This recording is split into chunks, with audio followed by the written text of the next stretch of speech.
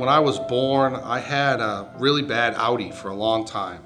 And my mother taped a $50, that's what the doctor told her to do in the 70s, taped a $50 to my belly to try and get that to go in. And I always had I'll say a non-traditional style of belly button. So it was always just this little pop. As I gained weight and got bigger and wasn't as thin as I could be, it just progressively got worse.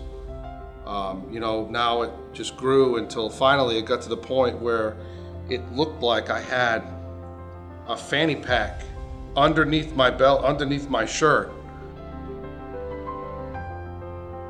Mr. Camire is such a great guy. He immediately, you just like the guy when you meet him.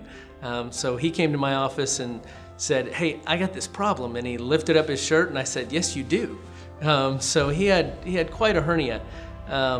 And it was one that looked very big on the outside. But from a hernia surgeon's perspective, that's a great hernia because it's actually not that big of a defect. The actual defect in the muscles was probably only about 4 to 5 centimeters. The first appointment, technically, I'd say, was the screening at the hospital when he looked at it. He examined me, laid me down, took some pictures. His first reaction was, "Wow, that's a big hernia." And then we talked about what some courses of action I could do. He talked about doing it robotically, told me that would be the least invasive and get me back going within a short amount of time. He was an ideal candidate. Mr. Camire is a little bit overweight, so the robot gives us the advantage of being able to operate on him with a minimally invasive approach. He had 3 small little 8mm incisions. We were able to go inside, sew up that hole in the muscles, and pull that hernia sac down that was sticking out and bulging out. And then we reinforced that with a piece of mesh on the inside that we also sewed in. So his surgery went great, and he went home the same day, so didn't spend any time in the hospital. And then came back to see me a week later and was already, off of all his pain medication, up, walking around, and doing very well.